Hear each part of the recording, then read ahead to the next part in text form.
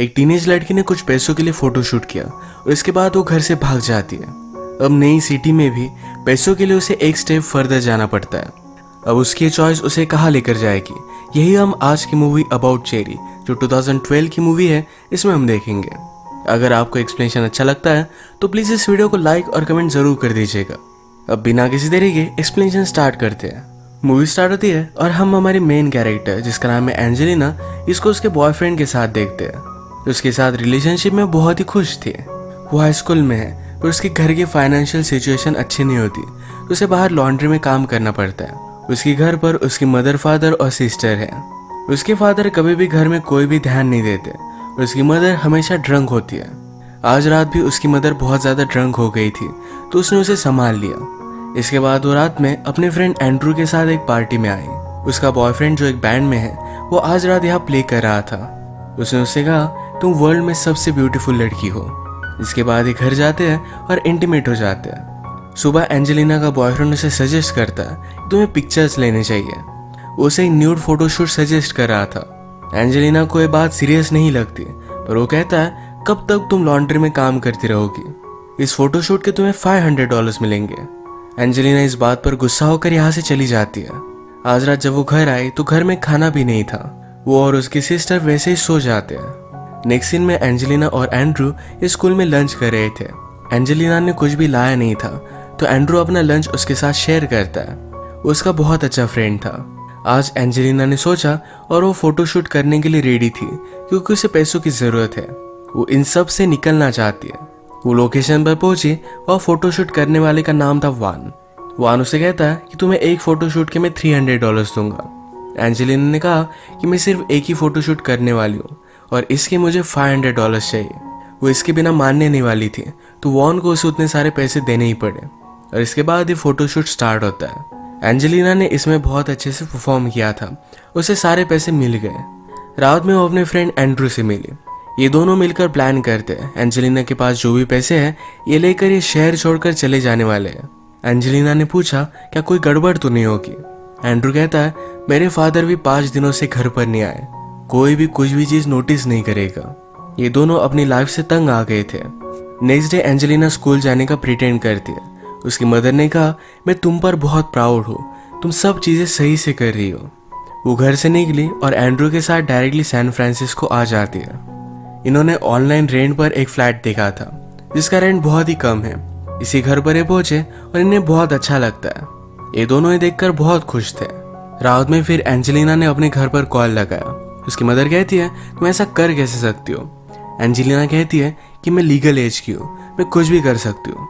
वो अपनी छोटी सिस्टर से बात करना चाहती थी पर उसकी सिस्टर उस पर बहुत गुस्सा हो जाती है। सिस्टर को एंजेलिना की बहुत ज़रूरत थी पर एंजेलिना उसे छोड़कर चली गई। एंजेलिना को भी इस बात पर बहुत बुरा लगा। वो डिस्टर्ब हो गई थी तो एंड्रू उसे सहारा देता है। अगले दिन ये दोनों अलग अलग जॉब के लिए इंटरव्यू देते हैं। एंजेलिना को एक बार में एज ए वेट्रेस का काम मिल गया। यहाँ पर एक रात हमारा और एक मेन कैरेक्टर जिसका नाम है फ्रांसिस ये अपने फ्रेंड के साथ आया हुआ था।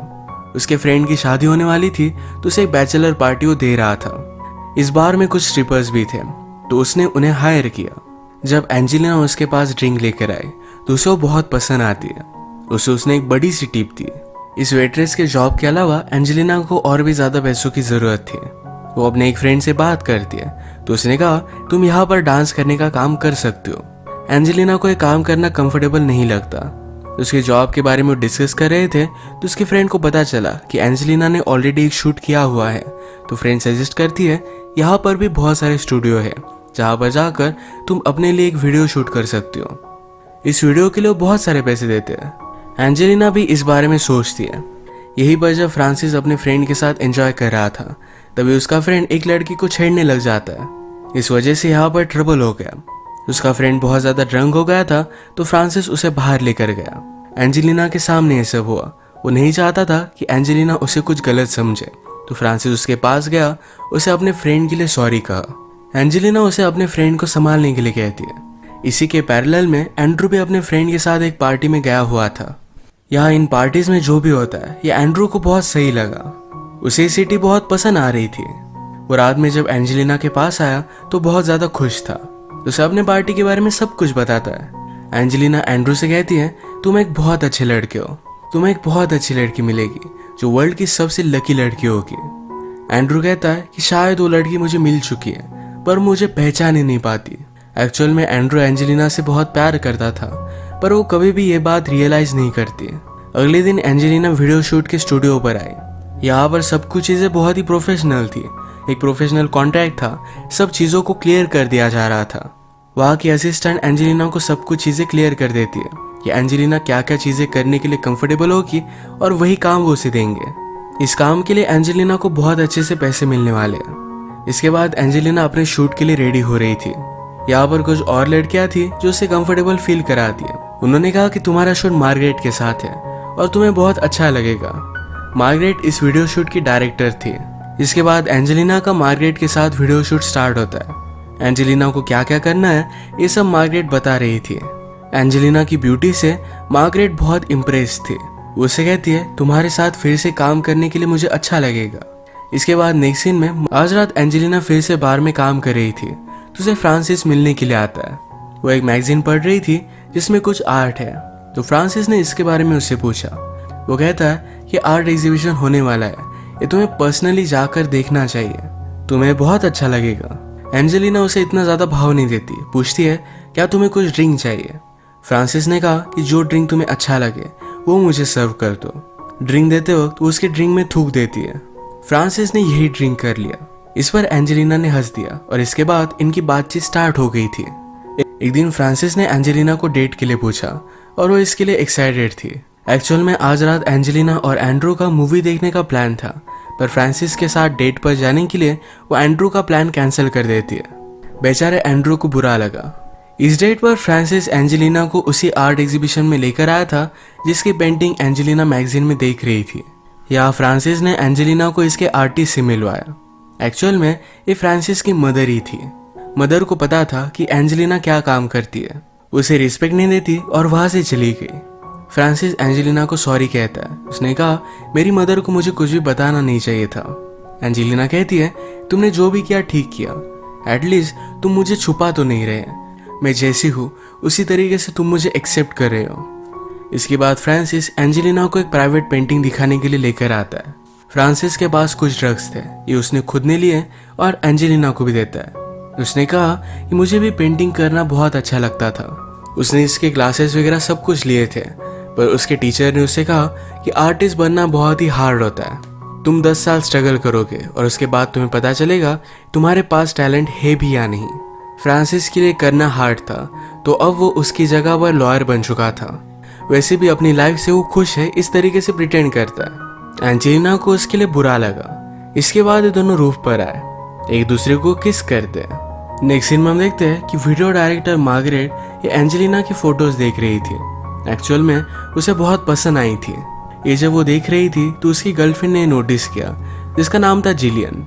जिलियन कहती है कि एंजेलिना की एज बहुत ही कम लगती है, इस तरीके का उसका फोटोशूट करना ये बहुत ही गलत है। मार्गरेट ने कहा कि उसकी एज सही है, कोई भी वरी मत करो।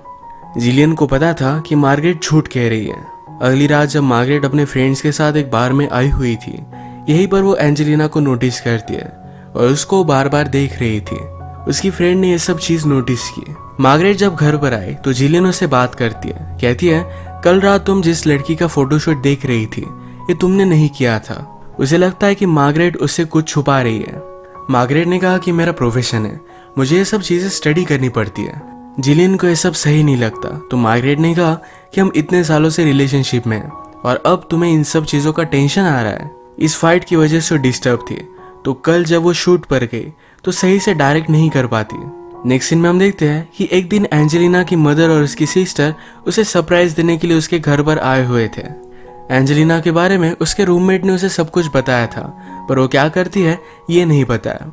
एंजेलिना आजकल फ्रांसिस को डेट कर रही थी तो इसके लिए उसकी मदर एक्साइटेड है, वो फ्रांसिस से मिलना चाहती है। ये सब फिर मिलकर रात के लिए डिनर का प्लान करते हैं। एंजेलिना अपनी मदर और सिस्टर को एक अच्छे से रेस्टोरेंट में लेकर आई।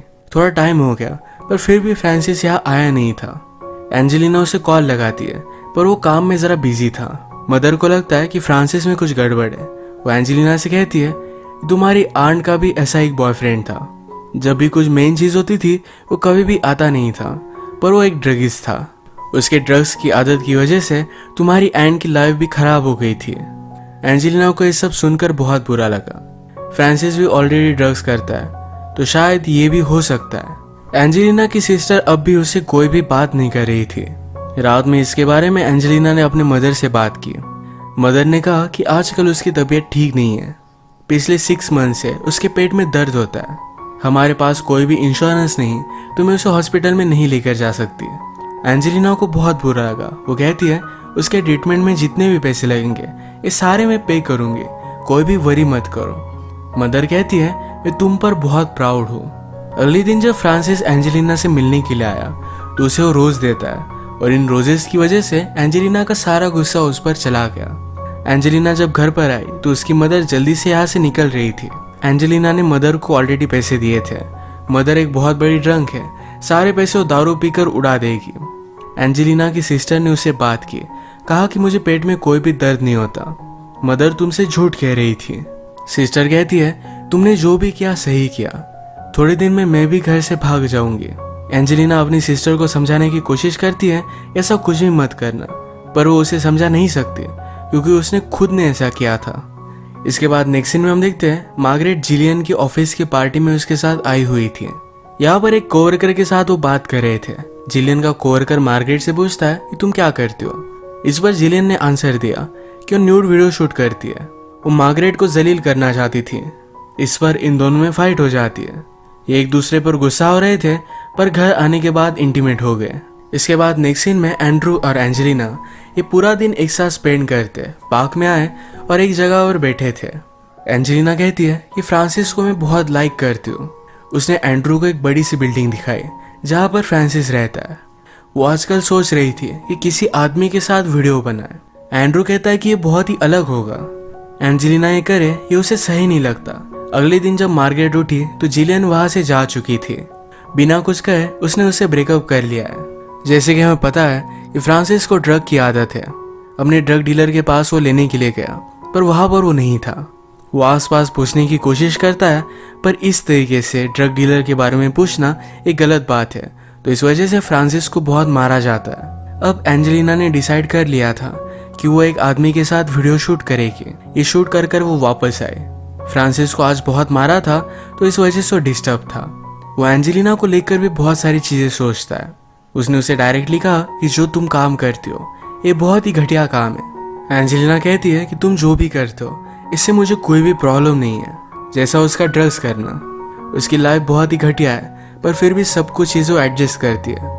इन दोनों में झगड़ा हो गया और वो ब्रेकअप कर लेते हैं। फ्रांसिस जब उसे घर लेकर जा रहा था तो घर जाते जाते ही वो ड्रग्स में था तो इस वजह से एक्सीडेंट हो जाता है। एंजेलिना को वैसे ही छोड़कर वहां से भाग गया। वैसे एंजेलिना को भी ज्यादा चोट आई नहीं थी। इस सब इंसिडेंट की वजह से अब इनकी रिलेशनशिप रिकवर नहीं हो सकती। एंजेलिना जब घर पर आई तो एंड्रू उसकी वीडियो देख रहा था। ये देखकर वो उस पर बहुत चिल्लाती है। वो अब उसके साथ नहीं रह सकती थी। एंड्रू कहता है कि इसमें मेरी कोई भी गलती नहीं है। तुम हमेशा मुझे सिर्फ तुम्हारे एक पेट की तरह ट्रीट करती हो। हम एक दूसरे के साथ इतना अच्छा टाइम स्पेंड करते हैं और तुम हमेशा मुझे इग्नोर कर देती हो। एंड्रू ने कहा ये सारा वर्ल्ड तुम्हें देख सकता है और मुझे ही देखना अलाउड नहीं, ऐसा क्यों? एंजेलिना कहती है कि उस वीडियो में जो लड़की है वो मैं नहीं, एक्चुअल में मैं बहुत अलग हूँ। उसने पूछा क्या तुम मुझसे प्यार करते हो? एंड्रू इस पर कुछ भी नहीं बोलता क्योंकि ये ऑब्वियस था। एंजेलिना ने कहा कि अगर तुम मुझसे सचमुच में प्यार करते तो ये सब चीज़ें नहीं देखते। वो फिर डिस्टर्ब होकर एक बार में आ गई और यहीं पर मार्गरेट थी। ये दोनों एक दूसरे से बात करने लगते। जो भी हुआ था एंजेलिना ने उसे सब कुछ कहा। मार्गरेट ने भी बताया कि मैं जो भी करती हूँ ये मेरे पेरेंट्स को अच्छा नहीं लगता। उन्हें लगता है कि मैं डायरेक्टली हेल में जाने वाली हूँ। मार्गरेट कहती है कि जो भी हो, जो काम मैं करती हूँ इसमें मैं सेटिस्फाइड हूँ। मुझे किसी के भी अप्रूवल की ज़रूरत नहीं है। ये लोग सही चीज़ करने की कोशिश करते हैं और कभी भी अपनी लाइफ में खुश नहीं होते। एंजेलिना को भी ये बात सही लगी। ये दोनों बहुत सारी चीज़ों पर कनेक्ट कर पाते हैं। इसके बाद इन्होंने किस कर लिया। एंजेलिना मार्गरेट के साथ गई और ये इंटीमेट हो जाते हैं। अब इसके बाद मूवी में बहुत सारा टाइम गुजर चुका है। मार्गरेट और एंजेलिना ये अब रिलेशनशिप में थे और दोनों बहुत खुश हैं। एंजेलिना भी अब as a film director job कर रही थी। उसने एक्चुअल में मॉडल करना छोड़ दिया था। उसने फाइनली अपनी लाइफ को एक ट्रैक पर लाया है। और इसी के साथ ये मूवी एंड हो जाती है। अगर आपको एक्सप्लेनेशन अच्छा लगा तो प्लीज़ इस वीडियो को लाइक कर दीजिएगा। मैं बहुत सारी मूवीज़ लेकर आता रहता हूँ, तो प्लीज़ इस चैनल को सब्सक्राइब कर दीजिए और बेल नोटिफिकेशन आइकॉन दबाना मत भूलिएगा। हम फिर से मिलेंगे और एक नई मूवी के साथ। तब तक के लिए थैंक यू और आप अपने आप का ख्याल रखिए।